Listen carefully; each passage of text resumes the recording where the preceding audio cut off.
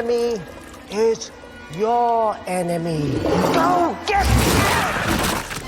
Slug, lizard, fish. Everyone started up the parrot's crew, but evidently, the monster fish had no intention of letting them go, as it leaped directly into the water, with only Black Sister still standing in place. The next second, disaster struck. Afterward, the monster fish entwined itself around the parrot's crew, its body shimmering with blue electric lights. This is actually a huge electric eel. How will Captain Nemo deal with this crisis? What kind of adventures will they face next? Several months ago, in the depths of the ocean, a merchant ship was struck by a sea monster, but Captain Rad ordered a left turn, following behind the sea monster. The sea monster noticed them, and charged towards the merchant ship. After a loud crash, the merchant ship was cut open, losing its balance entirely. People lay on the deck. Captain Rad was greatly shocked. He immediately ordered everyone to abandon ship, but before he could organize it, the ship tilted more and more severely, and people hurried to the other side. The first to arrive grabbed hold of the lifeline, leaving the slower responders out of luck. At that moment, the mast broke, sending an unlucky individual tumbling into the sea. Following that, the lifeline immediately snapped. Lucas accidentally slipped and fell, the housekeeper narrowly avoiding stepping on her.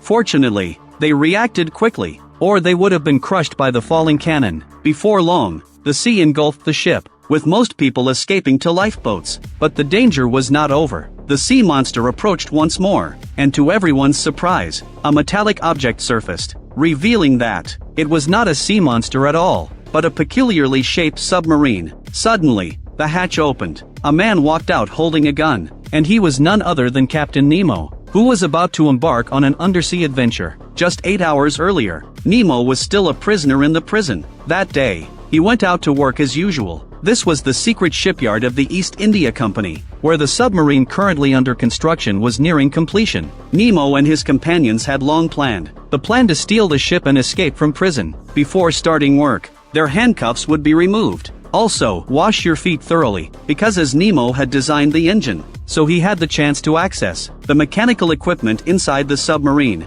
However, today was particularly unusual, as the foreman demanded that the ship be taken out to install weapons, while the chief designer Paba insisted that the submarine was not ready. After seeming to compromise, Paba winked at Nemo, prompting him to inform his companions, though they were short on crew at the moment, but the opportunity was rare, and missing it would be regrettable. And so, they launched a surprise attack, swiftly disarming the guards, then taking control of the control room. Nemo, through the loudspeaker, informed the others in the cabin to act. Soon, the guards were subdued. However, at that moment, the brother in charge of welding carelessly dropped the handgun to the ground. The bullet accidentally misfired, startled the outside guards. The situation immediately became critical. They immediately evacuated the shipyard, but the mooring ropes holding the ship in place were still tied to the shore. They then engaged in a fierce gun battle with the guards on the shore. Unexpectedly, by the enemy bringing out heavy weapons, under the suppression of powerful firepower, Nemo's advantage waned. Fortunately,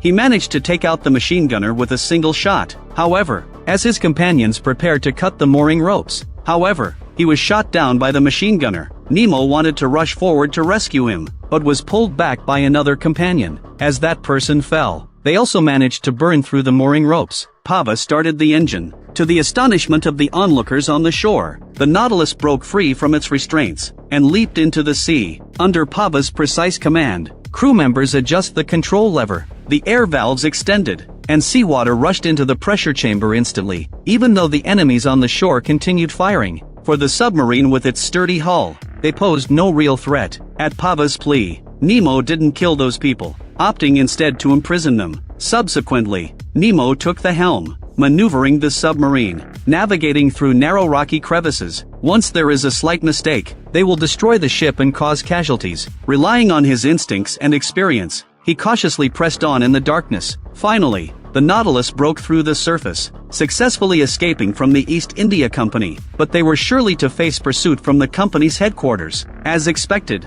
upon receiving the telegram at the company headquarters, a large force was immediately dispatched to pursue them. On the other side, Nemo and his crew had just escaped, but then encountered another violent impact. After observing through a telescope, he realized it was merely a merchant ship. Nemo initially intended to avoid it, but to his surprise, the merchant ship altered its course and headed straight for the submarine. Nemo then assumed it was a pursuer from the East India Company. Consequently, a confrontation ensued between the ship and the submarine. Nemo commanded the Nautilus to dive underwater and to ram at full speed towards the oncoming vessel. However, due to the incomplete completion of the submarine, the turbine engines malfunctioned, but they were unaware of this issue.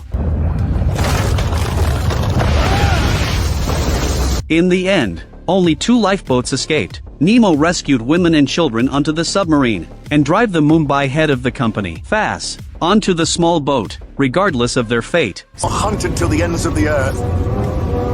You'll be hunting in the wrong place!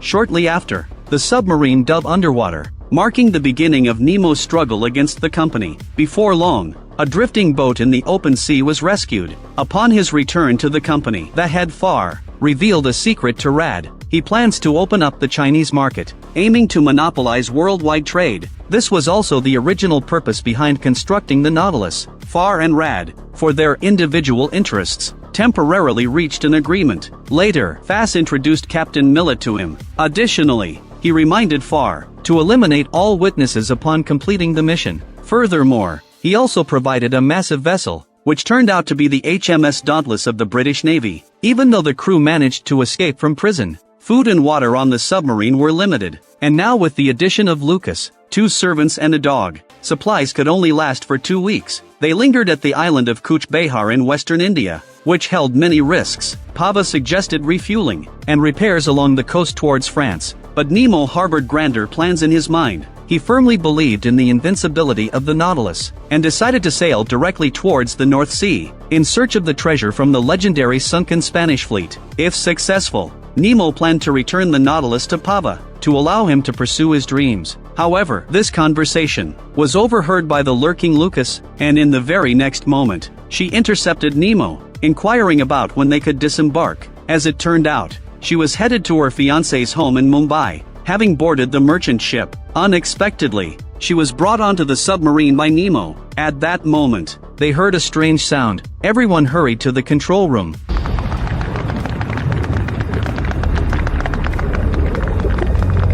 This scene was shocking, a magnificent spectacle unseen by humanity. At this moment, Captain Nemo realized that only by descending into the deep sea could witness such a spectacle. Everyone rushed to the equipment room, astonished to find the pointer of the instrument had already exceeded 100. It was then that they realized that the previous impact had damaged the turbine and caused it to stop functioning. If not repaired quickly, the submarine would continue to sink. At that time, the immense pressure of the seawater would tear them apart. At this critical moment, Lucas looked at the blueprints and proposed a solution. However, Captain Nemo did not believe she can understand the design drawings. At that moment, all the equipment stopped working, and the submarine continued to descend. Under the immense pressure of the seawater, the hull emitting a piercing groan, Lucas came up with a solution. That's manual pumping. They attached a makeshift wooden handle, connected it to the compressor, then delivered gas to the ballast water tank, hoping to raise the submarine to the surface. However, the rate of oxygen production far lagged behind the rate of oxygen consumption. Everyone exerted themselves to turn the compressor handle, but the results were not significant. The gauge was about to surpass the 200 mark,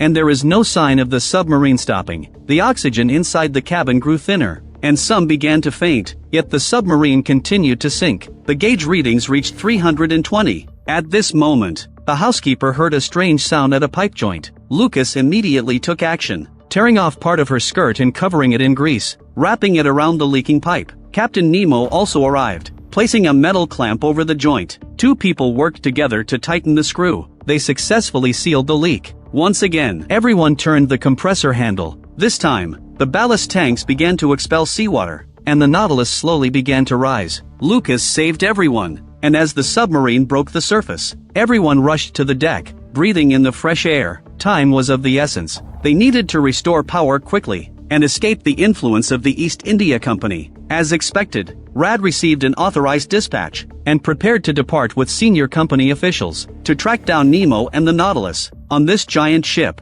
there's one more, a young company shareholder, Lord Peter, who happened to be Lucas's fiancé. On the other side, Lucas is currently with the housekeeper, busy tidying up clothes and organizing luggage, although Captain Nemo promised to find her a better place to disembark. In reality, she didn't want to leave the Nautilus. She still had her engagement on her, and she resolutely leaped into the sea, followed closely by the housekeeper and Eric. However, Eric realized the dog was hesitating on the ship, so he hurried back. At the same time, Dacca and Lammy also ran to the deck, them unwilling to continue the adventure, and hometown is not far away, so they wanted to escape. Inside the cabin, Captain Nemo and Paba tried to repair the parts, yet the Nautilus's power couldn't be restored. At this moment, a crew member reported that someone had escaped, and they rushed to the tower. The four of them swam desperately towards the shore, but Lucas, halfway there, noticed a group of British soldiers on the shore. She turned back and swam, while the soldiers on the shore frantically fired into the water. Dacca and Lammy followed suit and swam back, while Lucas climbed back onto the deck. The enemy's small boat also reached halfway. She jumped into the cabin and headed straight to the control room. Lifting the cover on the wall, she pulled out a hairpin from the capacitor, and all the instruments suddenly returned to normal. She had been prepared all along to ensure a safe escape from the Nautilus. However, the British soldiers were already close. Dacca and Lammy had just climbed onto the deck, but Eric was caught by a soldier by the ankle. In the moment of crisis, the dog bit at the soldier, buying Eric a chance to escape. Yet as the dog leaped into their arms, the gun was already pointed at his head. At this critical moment, a large hand reached out from the cabin and successfully closed the door. The submarine started its exhaust mode, and soon after, the entire hull submerged underwater, with the British soldiers being swallowed by the sea. Captain Nemo gathered everyone together, choosing not to punish those who had attempted to escape. Instead, it was a warning that they had stolen the company's most precious Nautilus, so no matter where they escaped to, they would be pursued, even to the point of death. If they couldn't reach the open sea by tomorrow, they were likely to be intercepted by the enemy's formidable cannons. Having just revealed their location, pursuers were undoubtedly already on their way. They had to work together to survive. At this moment, Ladd had already devised an interception plan. Despite the violent winds and pouring rain at sea, Foz still commanded Ladd to issue orders. He demanded the fleet to advance. At the same time, Captain Nemo found Lucas. Your act of sabotage almost got us all killed. You forget I also saved your lives. You gave me a word you would stay. Lucas retorted with a tone laced with racial discrimination, but as soon as the words left her mouth, she regretted it, yet she was not willing to easily back down. Fortunately, her sincere apology ultimately won old Paba's forgiveness. Through conversation, Lucas learned about the origin of the Nautilus. As it turned out, the company had promised Paba to build a submarine suitable for deep-sea exploration. He thought his dream was about to come true, but little did he know that this submarine was being used as a tool for colonial powers to establish colonies. The ship was equipped with a large number of ammunition barrels, and even forced to add torpedo launchers. The core of the Nautilus was a spherical machine, which heated seawater using electricity, transferring steam to the steam engine, providing power to the submarine. However, during the development process, they encountered difficulties, but thanks to Captain Nemo's help, they managed to overcome many technical challenges. Thus, the submarine was also named after him. But who could have known that, behind this name, lay the pain he could never forget? Due to the company's colonial invasion, his wife and children were brutally killed by soldiers, and the Nautilus was the last gift he left for his daughter. When Paba found out he had been deceived, he wanted to give up, but with Captain Nemo's encouragement, they discussed an escape plan together. After listening, Lucas' impression of Captain Nemo changed. At this time, food was frequently disappearing on the ship, and due to his past cookie-stealing reputation, Eric became a suspect again. But if it wasn't him, then it must have been the dog. To prove innocence, a plan was made to catch the thief. One human and one dog. At this moment, the crew heard strange noises. It turned out that the company's ships were hunting whales at sea, using mother whales to lure in the young ones. Hearing the tragic sounds from underwater, coupled with Lucas' pleas, Captain Nemo decided to speed ahead. The next moment, the Nautilus leaped out of the water. Captain Nemo emerged from the hatch, riding on top of the captured whale. The soldiers raised their guns. Fortunately, due to the rocking motion, they couldn't aim properly. Coupled with Nemo's bald head providing cover, Captain Nemo successfully cut the ropes. However, as the whale broke free from its restraints, it dragged Captain Nemo underwater. Seeing this situation, Paba ordered to shut down the engines. Fortunately, Captain Nemo, brave, managed to pull out the harpoon, and swiftly surfaced. The whale regained its freedom. But the fishing crew did not give up. Both sides were at a standstill. Captain Nemo suggested to the other party to release another whale, but they also had to report to their superiors for livelihood. Under the circumstances, Captain Nemo took off Lucas's diamond bracelet to save the young whale's life. However, not long after,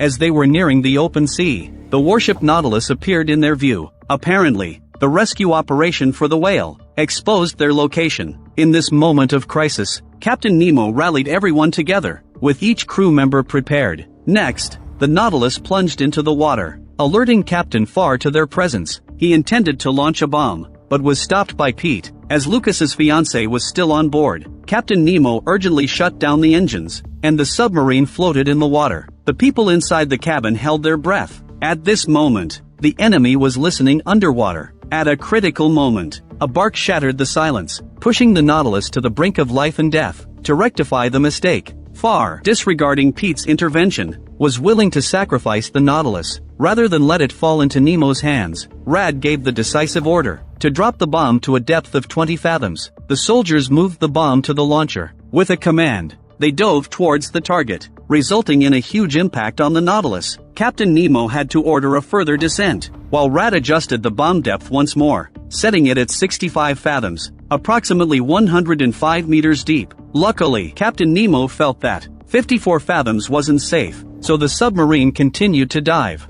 thus successfully avoiding the bomb. However, the internal equipment suffered impacts, leading to multiple steam leaks. Everyone closed the appropriate valves to stabilize the submarine. At this moment, they had reached the seabed, yet at a depth of only 160 meters, with no way forward and pursuers behind. It seemed they could only rely on luck. The Nautilus had only 2 bombs left, and Rad, losing patience, adjusted the bomb depth directly to 170 meters. However, after the bomb was dropped into the water, it had no effect. As it turned out, the maximum depth for Nautilus's bombs was only effective up to 85 meters underwater. On the other side, just when everyone felt despair, a strange sound emanated from underwater again. They immediately opened the portholes, as if something was swimming by. Inside the cabin, Eric cautiously approached. Keeping his eyes on the dog ahead, he noticed a shoe retracting. Realizing the seriousness of the situation, it turned out that there was a soldier in red who had infiltrated the submarine. The man held Eric hostage, while the dog went to seek help. However, Lucas picked it up and looked out the window, as if sensing something unusual.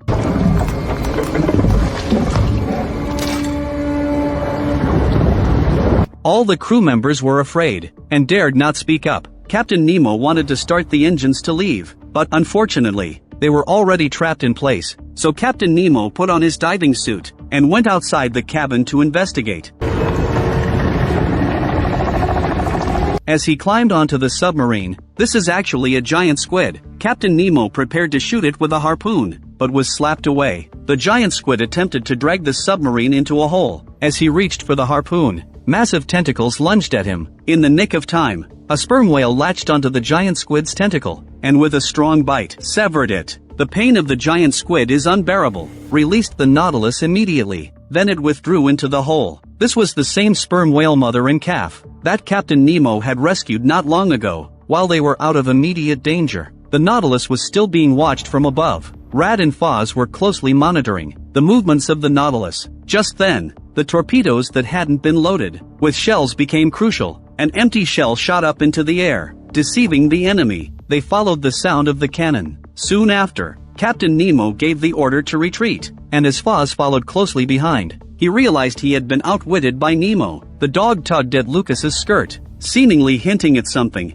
She sensed something was amiss, and hurried to the cabin, only to find a soldier in red. Under Lucas's persuasion and assurance, the soldier released Eric. As it turned out, this soldier was on duty the day of the mutiny. Just as he was about to escape, he was knocked down by Dacca. He never wanted to be a soldier himself, but was forcibly conscripted by the East India Company. Despite his explanations, the cautious Captain Nemo decided to keep him under restraint. Although the crisis was averted, their whereabouts were now exposed, sure to attract more pursuers, with still a month's journey to their final destination. However, the food and water on the ship could only last for a week, and with stringent lockdowns in England, Obtaining supplies became exceptionally difficult. After a difficult decision-making process, they risked nearing the coast and entered a bamboo forest, only to be surrounded by a group of enemies. Captain Nemo immediately made it clear that they meant no harm. The enemy leader recognized them as fugitives from Mumbai. Unexpectedly, the leader ordered their men to lower their weapons. It turned out that they harbored animosity towards the East India Company as well.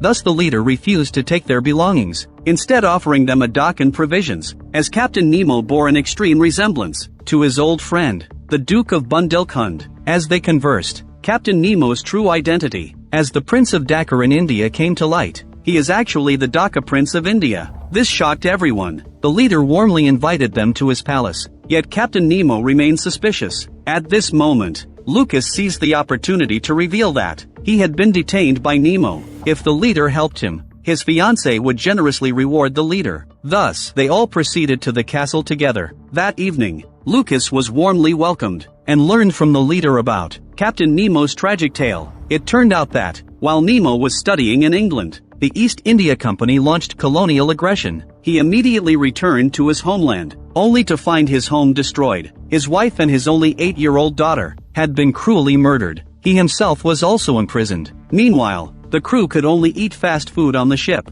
After contemplating this, Captain Nemo decided to take the risk and meet with this leader. Early the next morning, he led his team and soldiers ashore. Captain Nemo left 2 people to verify the supplies and went to the castle with a few others. The soldier in red was locked up in a cell. Paba was taken to the library to view the books. The housekeeper played card games with the soldiers. Due to the ice-making machine being broken, mechanically inclined Lucas was asked to repair the equipment. Several crew members were invited to a feast, but at the dock, the team discovered that the supplies provided by the leader were all rotten and infested with worms. Kay went to inform Nemo. While at that moment, Nemo was summoned to the study. The leader produced a photo for him to see, revealing that he was at the signing ceremony in London, where he met Captain Nemo's father. The father ceded the land to the company. What was supposed to be the colonizers' fault was shifted onto Nemo's father, leaving Nemo confused and lost. At this crucial moment, Eric's words brought clarity to Nemo. He was also a nobleman's illegitimate child,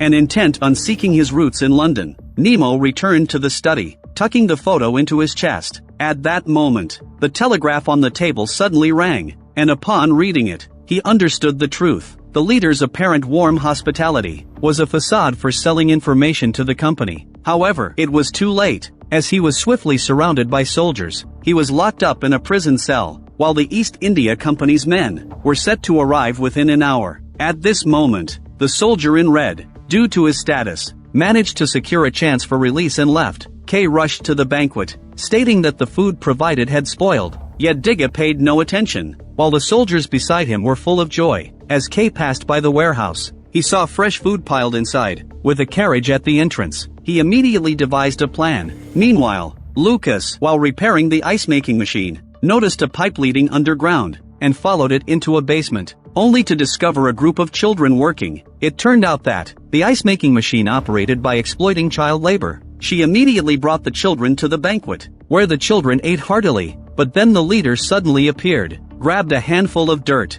and sprinkled it onto the bread in the children's hands. At this moment, a soldier stepped forward, revealing that the girl was his daughter. Under the leader's authority, the man and the children were to be punished. Digga could no longer bear it, encouraging the man to take up arms against the oppression. Subsequently, more and more people raised weapons. The leader angrily departed, rushing towards the soldiers' gambling table, urging them to take up arms and follow. A major battle was on the verge of breaking out. Soldiers began shooting at the locals. Lambie overturned a table for cover, while Digga retreated holding a pot lid. Chaos ensued, and the locals finally took up arms, desperately resisting the invaders. On the other side, Pava discovered an ancient book, inside of which was a mysterious nautical map. Upon closer inspection, isn't this the legendary, lost maritime civilization of Atlantis? As gunshots rang outside, he tore out the map, and concealed it on his chest. Meanwhile, Lucas sneaked into the study and witnessed a soldier in red killing a guard, then handing her the key to Nemo's cell, before disappearing into the chaos. Lucas arrived at the cell where Nemo was held, rescuing Nemo. It was then that the two reconciled. However, during their escape, they were suddenly intercepted by soldiers, forcing them to flee to the balcony upstairs, but they found themselves with no way out.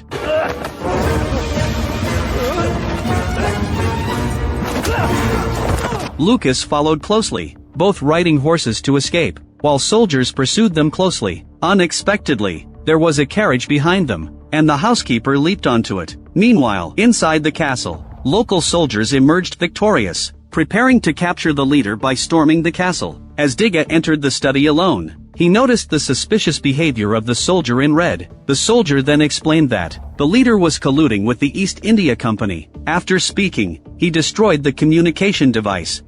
You sent this to me. Dacca sat slumped in a chair, his life hanging by a thread, only to encounter the fleeing leader by unfortunate chance. The main gate was on the verge of being breached, and the deputy suggested surrendering, which enraged the leader, resulting in the death of the deputy. The leader opened a secret passage behind the bookshelf, and fled with Dacca through it. On the other side, Nemo and Lucas fled to the docks, where they received assistance from local residents. The cavalry failed, and Kay and the housekeeper's carriage also rushed in, but unable to brake, Kay had to release the reins, resulting in the carriage crushing all the fresh vegetables. But at that moment, the HMS Fearless appeared in sight, prompting everyone to retreat towards the parrot shell. However, Lambie suddenly remembered that Dacca had not yet returned, and as a result, the soldier in red arrived. Lucas quickly explained that it was this person who provided the key to the cell, but the soldier in red lied, claiming that Dacca had been captured by the soldiers. Helpless, they had no choice but to retreat. However, the HMS Fearless warship quickly locked onto its target, knowing that the Nautilus submarine was vulnerable in shallow waters. Yet, after a loud bang, the torpedo missed its mark, instead burying itself into the mud beneath the bay window. It seemed the enemy didn't want to destroy the Nautilus, but rather to force them to surrender. Captain Nemo devised a plan, rising to the surface first to draw attention, then diving underwater again, swimming towards the enemy's observation window. At that moment, Paba started the engines. The helmsman steered to change direction. Seeing that the Nautilus was about to escape, Millet immediately gave the order to reload the bombs. But before they could lock onto the target, everything suddenly became unclear. Then Captain Nemo appeared, brandishing his axe to smash the glass. Rad reacted swiftly, pulling everyone to retreat. As Nemo shattered the glass, the unlaunched bomb detonated in the cannon, sending him flying from the explosion, plunging straight into the depths. Fortunately, the crew rescued him in time,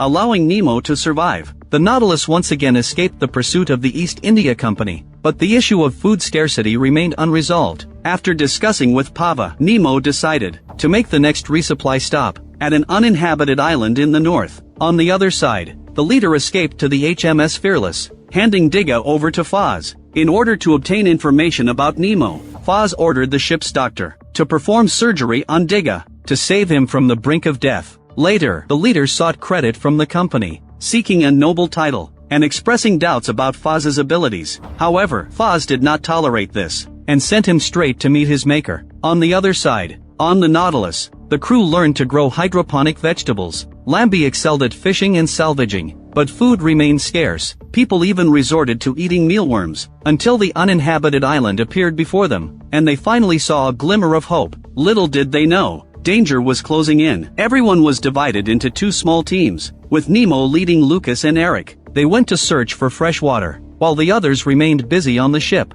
Romance blossomed between the housekeeper and Kay. Paba's electric shotgun has achieved success. He remains vigilant towards Soldier Robert. On the island, the white-haired woman was gathering food, when she accidentally stumbled upon a military cap. Eric followed a small crab into its territory, encountering a large crab that seemed very unfriendly. It raised its large claw. Strangely enough, it didn't attack further. Eric managed to escape successfully, unexpectedly running into Nemo. They looked up and saw many human skeletons hanging around them, each one with a name tag. Clearly, this was not a good place. However, just as they were about to leave, they accidentally triggered a mechanism. A large net lifted them up. News of the prey falling into the trap was relayed to the mountains by ropes. However, due to the passage of time, a dry branch happened to trip the alarm system. At the other end of the rope, the alarm bell only trembled slightly, failing to sound the alarm. Here sat a group of soldiers. They pale-faced and starving for a long time. They used drawing lots to decide fates, The person who drew a long wooden stick smiled at the corner of his mouth, while the one with the short stick looked terrified, as he would be the sacrifice to save the rest. That person's hands were bound, and the soldiers led him to a pool to kneel. Just then, the hunting alarm unexpectedly sounded. The leading officer cut the ropes, and everyone grabbed their weapons, advancing into the depths of the jungle. It turned out that when Nemo was escaping, he inadvertently triggered the alarm system. At a critical moment, they were saved by a black girl, and followed her as they climbed rocks. Just as the soldiers caught up, Nemo and the others had already left. Seeing the cut ropes, the officer realized a boat had docked. He immediately shouted loudly. It turned out, they were a group of exiled soldiers, 2 years ago, due to a shipwreck, and had ended up in this deserted land. Now all they wanted was to leave on a boat, so they vowed not to harm those who had helped them. However, there was no response. The officer eventually lost patience, and ordered his men to search and capture them. On the other side, the three escaped to a cave, temporarily evading pursuit. Suddenly, Nemo pierced through the ground, revealing a hollowed-out tree trunk, and below was the unlucky soldier, who also heard the commotion. The group dared not make a sound. At this moment, a poisonous spider crawled onto Nemo's arm. Lucas picked up the spider, and threw it out of the tree hollow, landing perfectly on the unlucky soldier's face. They quickly fled the cave entrance. This was Black Girl's secret base, where she once served on a military ship. 2 years ago, she encountered the enemy British forces, and after the collision of the two ships, the crews died or went missing. Only she survived. She saved the lives of the 3 individuals, and hoped they could help her leave the island. Nemo agreed, but now they faced a tricky problem: the inability to access fresh water. Unexpectedly, Black Girl had a solution: using distillation to desalinate seawater. 2 people exclaimed in admiration, considering the application on the Nautilus, which could completely solve their water supply issues. As they delved deeper into their research, Eric got himself into trouble again. He encountering a python during his exploration, accidentally falling over. Across from them are the exiled soldiers. He quickly claimed to be the son of a nobleman. The ship sank in a maritime disaster, but the enemy did not believe it, and tied him to a raft, then threw him into a pool of water, and hid nearby, seemingly conducting some kind of ritual. The soldiers were all fearful, and dared not speak up. Suddenly, Nemo and Lucas appeared behind them, and when the soldiers saw the woman, they couldn't take their eyes off her. Black Girl took the opportunity to rescue Eric, and by the time the soldiers reacted, the raft was already empty. Captain Nemo drew his pistol, and the other side raised their weapons. At this moment, a massive creature surfaced in the lake, its body resembling a python. The soldiers dared not look directly, opting to turn and crouch down, but unexpectedly, the officer stepped forward, thinking he had raised it for 2 years, believing it would obey his commands, only to be unexpectedly swallowed by the monstrous fish. Black Girl once again saved the 2 individuals, and they quickly ran towards the depths of the forest.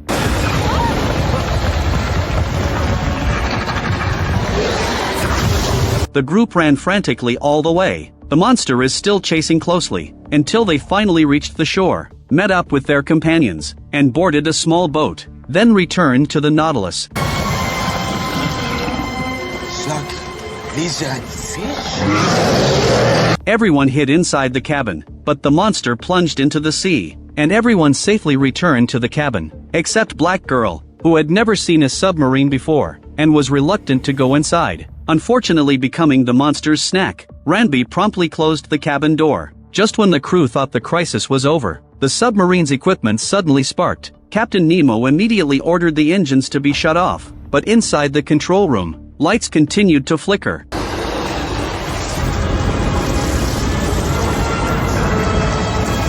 It turned out that the monster was an electric eel. What's worse is, the huge sound of electric current generated by both, captured by the track the HMS Dauntless. The electric eel entangled the Nautilus, forcing Captain Nemo to shut down the power system. He then asked the crew if they had any ideas. Lucas's father was a physicist. Under his father's influence, she was well-versed in physics and mechanical knowledge. After complex calculations, she proposed a solution, which was theoretically feasible. But any slight mistake, all crew members on board will be electrocuted to death. However, Captain Nemo expressed his support. As long as the engine wasn't damaged, Lucas could proceed with the plan. However, they were unaware that a greater crisis was looming. The dog is on an unnamed deserted island, encountered a mysterious spore, now dispersed throughout the cabin. As the Nautilus engines started, the voltage kept climbing. The electric eel, sensing something unusual, began discharging electricity. The voltage steadily approached its maximum, yet the electric eel remained still. Lucas remained convinced that her calculations were correct. However, after a burst of sparks erupted, the electric eel still clung to the Nautilus, while the crew was struck down by high-intensity electrical currents. Symptoms of spore infection began to appear. Paba blamed Lucas for almost damaging the engine,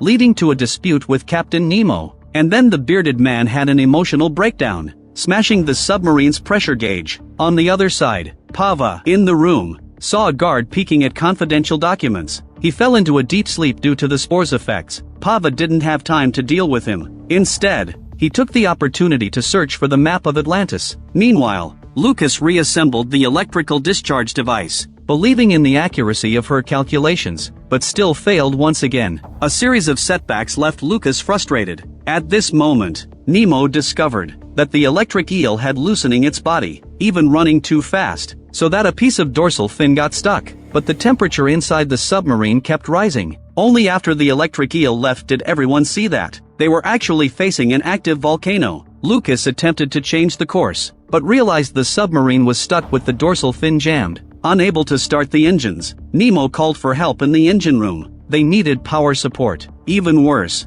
Eric discovered in the torpedo room a wad of cotton soaked in nitroglycerin. Once the temperature is too high, the submarine will be destroyed by an explosion. At this critical moment, Nemo sent Kai to assist Eric move the explosive barrel to the cold storage room. He put on a diving suit to manually remove the jammed dorsal fin on the submarine. However, the spore virus had already taken its toll, and on his way to the diving chamber, he seemed to see the figure of his deceased wife. When Nemo collapsed, hope seemed to fade. The Nautilus headed straight towards the volcano. Luckily, Kai and Eric managed to move the explosive barrel to the cold storage room, and Eric noticed the black lines on Kai's hands, realizing that an unknown virus was on board. However, the immediate priority was still dealing with the explosive barrel. After moving the explosive barrel to the cold storage room, Kai discovered the infection had disappeared. It turned out that low temperatures were the key to killing the virus. As they moved the crew into the cold storage room, the Nautilus had already entered the volcano. Lucas noticed that everyone had lost consciousness,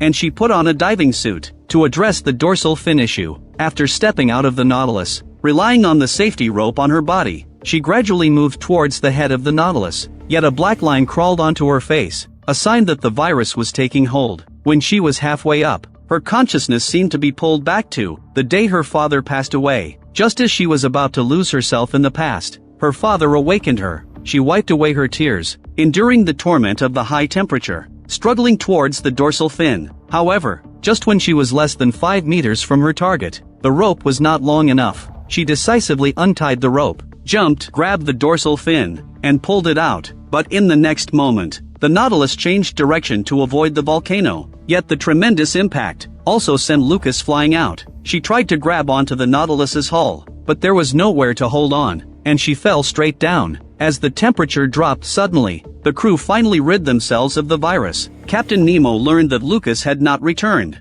and he ordered the crew to turn the ship around. Fortunately, the diving suit was sturdy, and Lucas was quickly found. But when Nemo brought her back to the cabin, he discovered that she had stopped breathing. Paba made a simple defibrillator, and after repeated attempts, they finally revived Lucas. From then on, Nemo officially accepted her as a member of the Nautilus, and Lucas recounted a shocking discovery. While at the bottom of the sea, her oxygen running out, on the brink of suffocation, she seemed to see a structure resembling an ark. She thought it was a hallucination before death, but Paba's face turned pale upon hearing this. That was the lost civilization of Atlantis. Captain Nemo, however, believed it was just a legend from the distant Atlantic, not the Pacific where they were. But Paba produced compelling evidence. It was the map from that ancient book. Yet Nemo had no interest in Atlantis. His goal was to find sunken ships and treasures, to strengthen the Nautilus, and seek revenge against the enemies of Britain. However, Atlantis was only suitable for archaeology, with little profit to be gained. However, with Lucas's persistence and Paba's persuasion, Nemo realized that this was Paba's long-cherished wish, so he agreed. They formed a 5-person exploration team. Robert wanted to carry weapons, but Paba stopped him,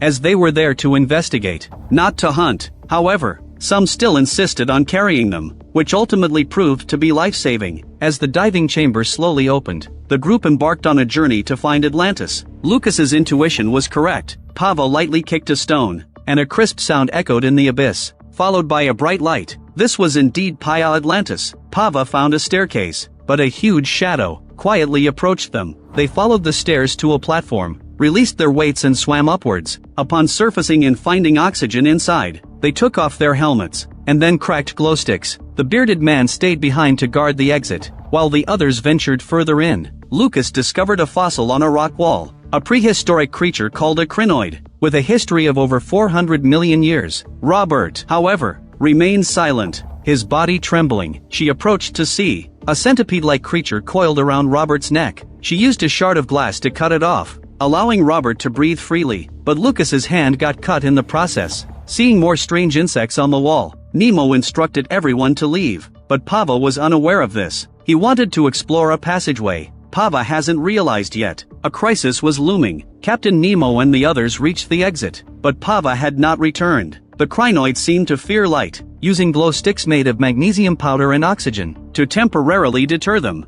Nemo set off to find Pava. Before leaving, he entrusted the Nautilus to Lucas. If he did not return, she would become the new captain. On the other side, Pava passed through a pile of stones and unearthed a golden sphere from the mud. Shortly after, Nemo found him. They thought that having a light source would ensure a safe return, but they hadn't expected the light source to have a time limit. Darkness engulfed them on all sides. The sounds emitted by the crinoids echoed around them. They quickened their pace, until just 10 meters from the exit, Pava was tripped by a crinoid. He struggled to crawl towards Captain Nemo, and as their hands touched, he handed the stone over to Nemo. Then, the crinoid dragged Pava back, while Nemo's helmet cracked from the impact, allowing a large amount of seawater to rush in. On the other side, the smell of blood emanating from Lucas's wound attracted the attention of a shark. At a critical moment, Kay repelled it with a stun gun. Captain Nemo emerged from the tunnel, and immediately after, he collapsed due to suffocation.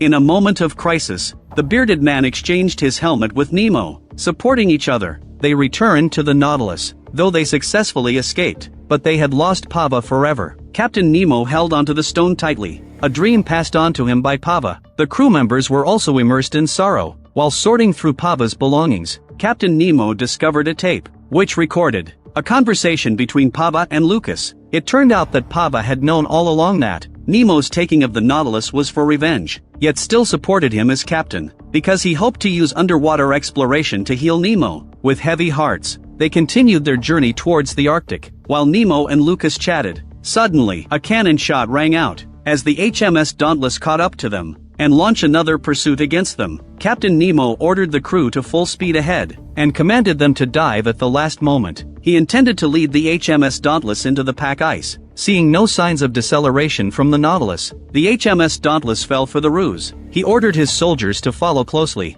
but Captain Nemo miscalculated the Nautilus's maximum diving distance, resulting in the submarine colliding with the ice surface.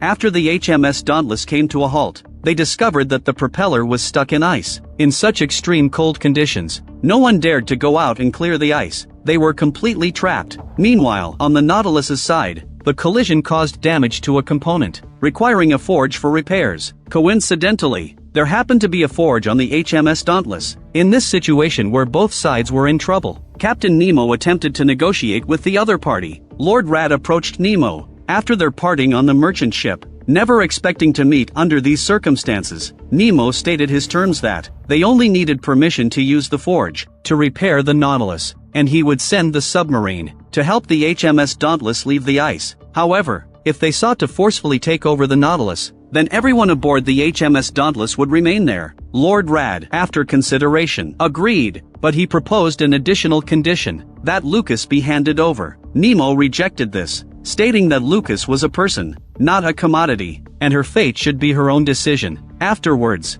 both sides shook hands and made peace. Captain Nemo felt conflicted, not wanting Lucas to leave, but unable to find a reason to keep her. The crew started linking the two ships with iron chains, only to be jeered at by the soldiers on the HMS Dauntless. Tension escalated instantly. To ease the situation, Rad and Nemo decided to hold a baseball game in the snow. On the other side, Lucas was busy in the forge room, when her fiancé, Pete, found her. Lucas felt awkward. She had never met Pete before. The marriage was arranged by her mother. Pete had outdated views. He believed women should assist husbands in child-rearing, and that wielding a hammer should be left to lower-class individuals. Lucas gave him a cold look. They couldn't see eye to eye. Pete realized he had struck a nerve and joined the baseball team. He tried to vent his frustrations during the game, but in his pride, he overstepped a boundary, leading to a mistake, resulting in losing the match. Shortly after, Lucas repaired the component, and Nemo prepared to return to the submarine. However, Pete refused to give up. He had already paid the dowry. Lucas should be his. The soldiers escorted Lucas back to her room, where Pete showed up in his best attire, inviting her to dinner. But after experiencing a series of adventures, Lucas, compared to being a noblewoman, she preferred traveling the world. With the help of a female steward, Lucas escaped from the HMS Dauntless. At this moment, Nemo was directing the crew to tighten the chains, his gaze fixed on the HMS Dauntless, but Lucas' figure was nowhere to be seen. Just as he hesitated whether to wait, Lucas and the stewardess were surrounded by soldiers. They slid onto the ice surface with ropes. Due to the existing peace agreement, the soldiers dared not shoot without authorization, allowing Lucas to return to the Nautilus. As the engines roared, the propeller of the Nautilus spun, gradually straightening the iron chains, followed by a loud noise. The HMS Dauntless finally broke free from the glacier. However, Pete ordered the soldiers to fire. Rad mocked him. Tearing up the ceasefire agreement is not behavior befitting a nobleman. But Pete, consumed by anger, he actually approached the gunner's cabinet. Rad tried to stop him, but was knocked to the ground. However,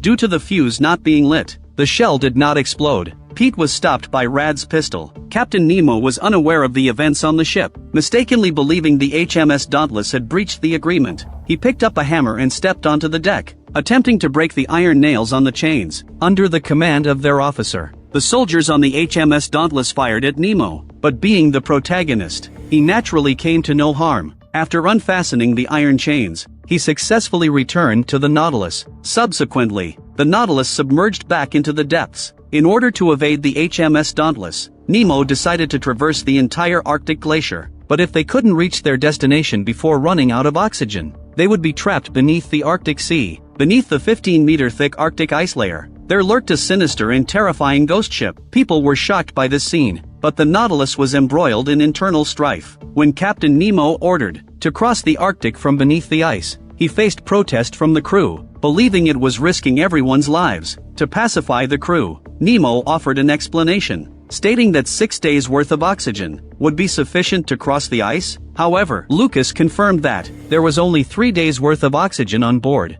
so the crew did not accept it. Hoping Nemo would reveal the true purpose, Nemo felt his authority was being challenged, and he forcefully demanded obedience. The crew rebelled again for their lives, resulting in Nemo being disarmed and confined to a room. The first mate was elected as the new captain, and they decided to return, a journey that would take only 2 days, and was relatively safe. Afterward, Lucas found Nemo to ask why he lied, and upon seeing a photograph, he instantly understood that Nemo's judgment was clouded by revenge, leading him to disregard the feelings of the crew. Nemo tried to deny it, but Lucas pressed him to reveal the backgrounds and names of each crew member. Nemo fell silent, realizing he knew very little about the crew, which made it difficult for them to be loyal to him. On the other side, the unpredictable magnetic field of the Arctic rendered the compass ineffective, causing the instruments to spin wildly. The first mate's command abilities were no match for Nemo's, and he quickly lost control of the submarine. The Nautilus sank to the ocean floor. Unfortunate news followed one after another, with the outer shell of the fish compartment unexpectedly damaged, allowing water to seep in. The bearded crew member, under the pretext of changing shifts, entered Nemo's room only to be violently attacked. He also fought back, realizing the situation only after seeing a mirror. Nemo tied him up. To investigate the situation thoroughly, he changed into a diving suit and left the Nautilus, heading to the damaged area.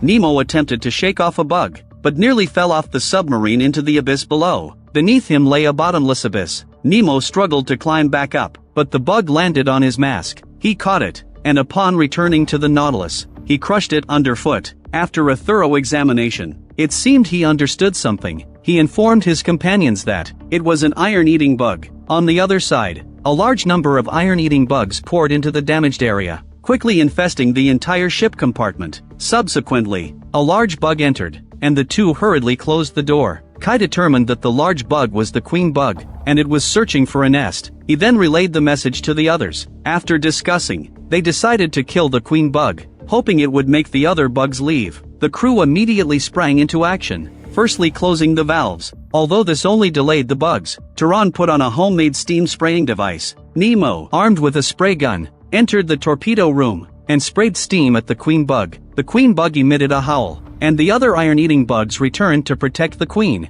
Captain Nemo was instantly covered by bugs, but ordered them to deal with the queen bug. Tuka attempted to grab the queen bug but failed, while Nemo suggested using a compass. As the queen bug's belly was filled with iron blocks, the first mate quickly took out a compass.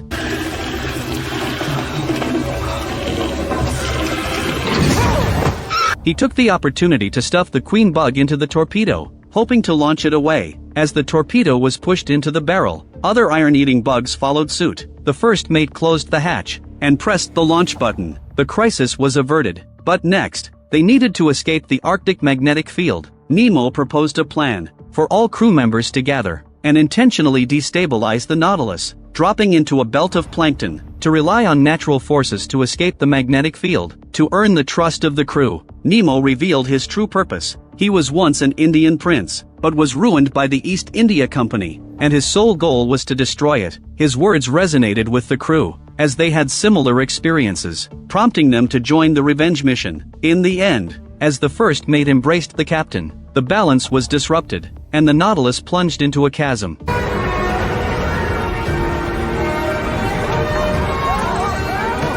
A few days later, the Nautilus arrived at the Arctic, and witnessed the beautiful aurora borealis, only to discover skulls surrounding them. As the daylight gradually increased, the submarine continued its journey. The treasure of the Spanish Armada slept at the bottom of the sea, with gold and silver treasures covering the land. Pillars of Halva.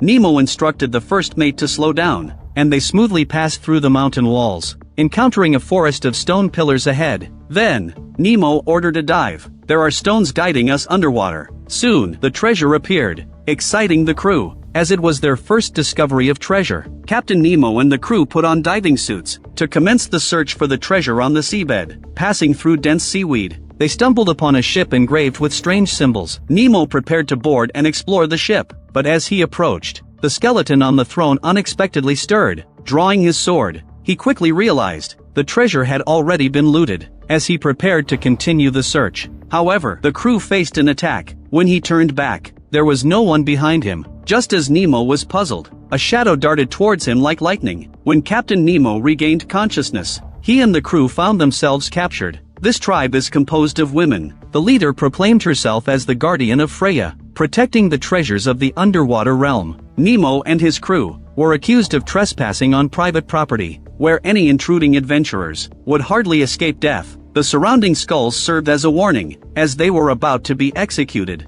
Nemo mentioned that in ancient texts, he had studied their laws, where even criminals had the right to defend themselves. The leader, upon hearing this, did not refute. She prepared for a defense ceremony. At this moment, the crew did not understand. There was no treasure underwater, why they would be killed. However, Nemo directed their attention around. The gems on the doorframe, the gold beneath the torches, the cups of gold and silver and glass, all priceless treasures, especially the ruby on the leader's chest, worth far more than they could imagine. As Nemo contemplated how to defend himself, two female warriors from the Freya tribe infiltrated the Nautilus. The guards, Bianca and Eric, discovered them. Surprisingly, Bianca emerged victorious. At a critical moment, Eric tossed the key to the safe, and Bianca retrieved a firearm. The female warriors had no choice but to retreat, and Nemo began his defense. He honestly admitted to searching for treasure, not for personal gain, but to dismantle the East India Company and liberate oppressed India. The crew stepped forward,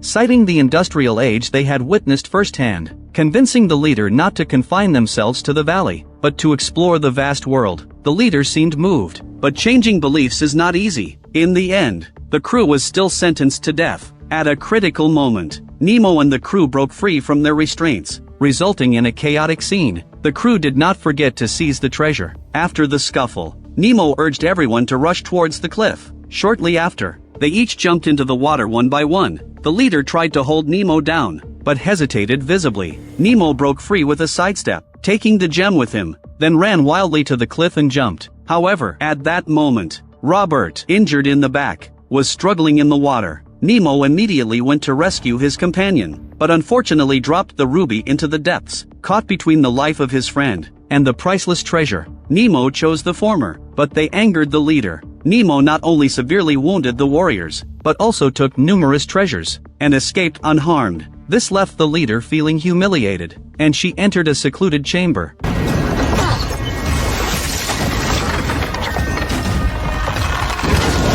The giant rock struck the Havel pillar, setting off a chain reaction. The leader decided to block off the sea area, to trap the Nautilus, but this action also severed the tribe's connection with the outside world. The collapse of the pillar brought about even greater catastrophe.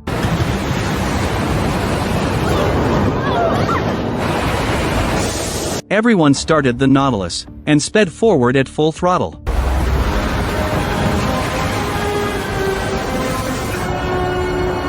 Finally breaking free from the peril, they completed this treasure-seeking journey, even though they lost the ruby. But with the treasure brought back by Dacca, they could arm the Nautilus, to seek revenge on the East India Company. Sometime later, Foz learned through intelligence reports that the Nautilus was heading towards the waters of London. He ordered the guards to prepare for defense, but he did not anticipate that Nemo was quietly observing outside the door. Even though Nemo had upgraded the Nautilus, however, to overthrow the East India Company, relying solely on force would be difficult to achieve the goal. Therefore, he decided to manipulate the stock market to defeat the company. He first dispatched sailors to spread rumors at major ports that the company had run out of funds due to building the Nautilus, inciting the public to strike. As a result, the East India Company's stock price plummeted, leaving shareholders anxious and uneasy. With only 7 hours left until the shareholders' meeting, Nemo and a few others split into 3 teams. Leveraging his connections at Oxford University, they staged a brilliant play, falsely claiming to be in India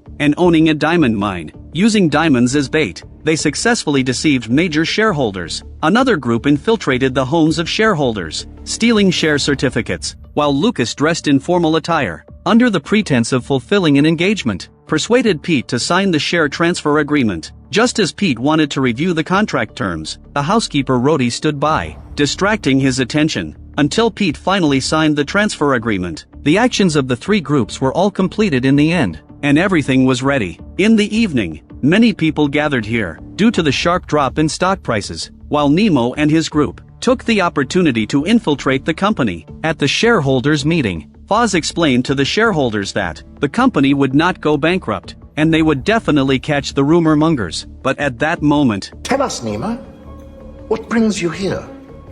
he threw the share certificates on the table, while the rest of the crew also presented their share certificates. They held the majority of the company's shares. So Nemo, as the major shareholder, demanded the dismissal of manager Foz and others. However, Pete mocked them, saying it was impossible, as he and the other major shareholder by his side held a combined 50% stake, leaving Nemo with less than half of the shares. Yet, his triumph was short-lived, as Lucas, disguised, brought in the deceived shares, and dealt a heavy blow to the fiancé. Pete ended up with nothing, losing his fiancé and his money. Nemo became the largest shareholder, removing manager Foz from his position, and disbanding the guards. Foz was not willing to accept this, attempting to have the guards attack Nemo and the others. However, now they were shareholders, leaving the guards in a dilemma. Surprisingly, Captain Rad chose to support Nemo, and Nemo seized the opportunity to persuade the guards that it was Foz and others who sent the guards to other countries, to risk their lives for the capitalists to exploit resources. I disown the company!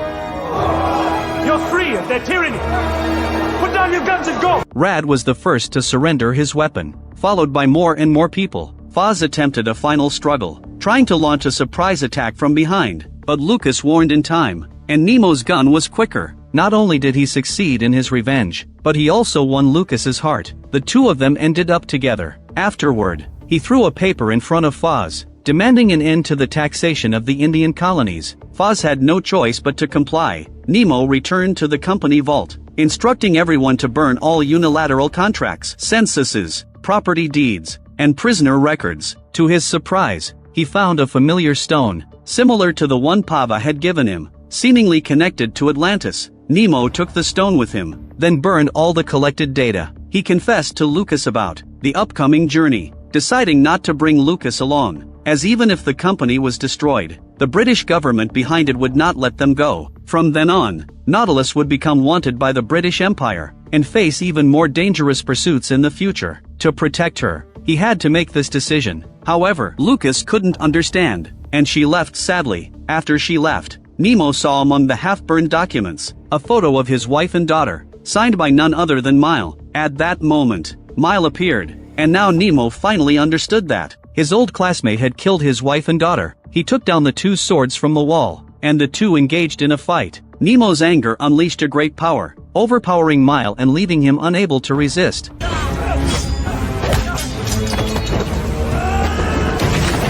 Mile lay on the ground calling for Dacca, but Nemo corrected him, saying he was now just Captain Nemo, that Dacca had long been dead. After saying this, he left Mile in the burning vault. On the other side, Lucas was held at gunpoint by Pete. Unable to accept this humiliation, he kidnapped Lucas back into the house, forcing her to marry him. Fortunately, the housekeeper arrived just in time, jumped on him, grabbed his hair, and then threw a dagger into his foot. They took the opportunity to escape. Meanwhile, Manager Foz was extremely angry, actually reaching the HMS Dauntless, forcing the guards to carry out his orders. But Captain Rad was no longer under anyone's control. He refused the order. Foz pointed his gun at the guards, forcing them to comply. A fierce battle was imminent. Whether the Nautilus could escape again. The HMS Dauntless continuously fired cannonballs, but the upgraded Nautilus had higher defense, rendering the cannonballs ineffective, and Nemo remained calm, as he had already made a plan. The crew installed explosives on the bridge. Foz also realized his intentions, ordering the soldiers to open fire. Captain Rad tried to stop them, but was shot by Foz. They continued to shoot at Alec and Rambai, causing Eric to fall, hanging by a rope in midair. Nemo immediately shot Foz.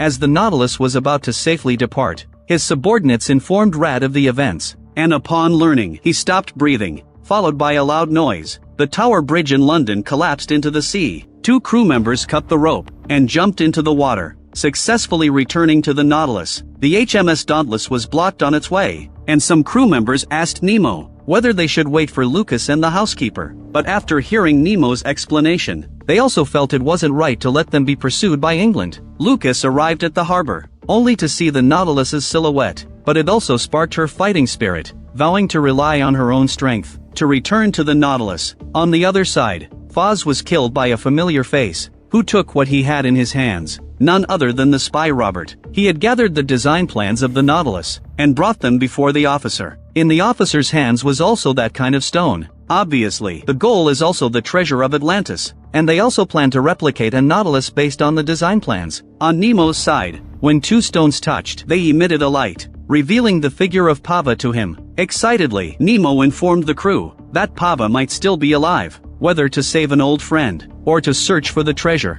They needed to return to Atlantis to confront the British Empire. This concludes all the content of the first season of Nautilus, the latest remake of 20,000 Leagues Under the Sea, which has undergone substantial adaptations. In the series, the characterization of Nemo differs significantly from the original work, where Nemo is portrayed as a leader, with top-tier intelligence and decision-making skills. But in the series, he appears somewhat simple-minded, struggling to remember even the names of his crew members, and often getting easily overwhelmed by anger. However, this is a prequel, and it remains to be seen how the story will unfold. In the final episode, Nautilus also received an upgrade, leaving us to wonder what adventures the next season will bring. If you enjoy my videos, please consider subscribing.